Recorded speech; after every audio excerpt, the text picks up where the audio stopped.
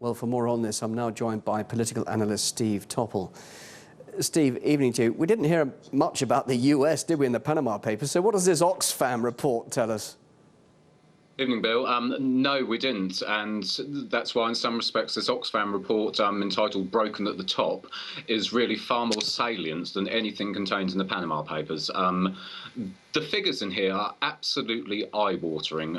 If you take one company, for example, Morgan Stanley, a huge global financial institution, they received, and I quote, £2 trillion between 2008 and 2014 in what are defined as corporate benefits, that is tax breaks, loans, bailouts. But they spent a meagre 23 million in political lobbying. That translates to, as was alluded into your piece beforehand, Morgan Stanley spent $1 for political lobbying, and for that $1, they got $92,000 back. The mind just boggles with this. It really is staggering. And we heard earlier one analyst saying it's the people who are really suffering as a result of this. But of course governments do, don't they, as well suffer because they're not getting the tax revenue. So why are they allowing these corporations to squirrel away this money and not allow it to be collected for tax by the governments? That's a very good question, and we have to view this through the prism, if you like, of these blurred lines of politics and corporations that we have now.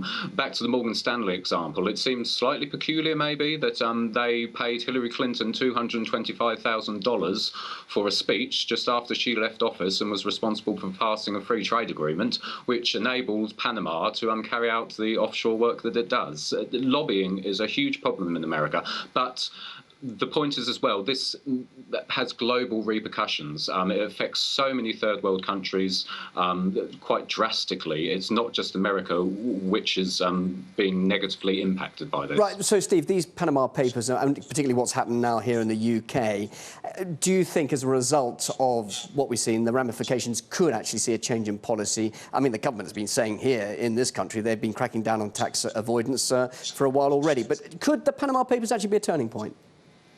I think it's a turning point in the public eyes. I think that the biggest takeaway from this, if you like, is that the public are now so aware of the issue of tax avoidance, tax evasion through offshore entities.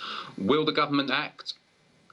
Is the political will there? I'm highly dubious. I mean, if you look at what Cameron's proposing, a list of beneficial registries with 13 of our Crown dependencies, when you have, on the other hand, HMRC, who will have to investigate this, having their budget cut by 400 million, staff cut by 22%, they're not going to be able to deal with OK, this. just briefly then, Steve, if Steve Topple becomes Prime Minister, would you want to see a whole change in the tax collection system? What would you do to avoid this avoidance?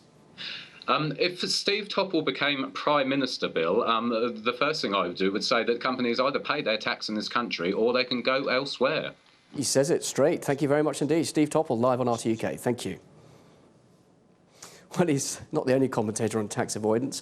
RT spoof correspondent argues that David Cameron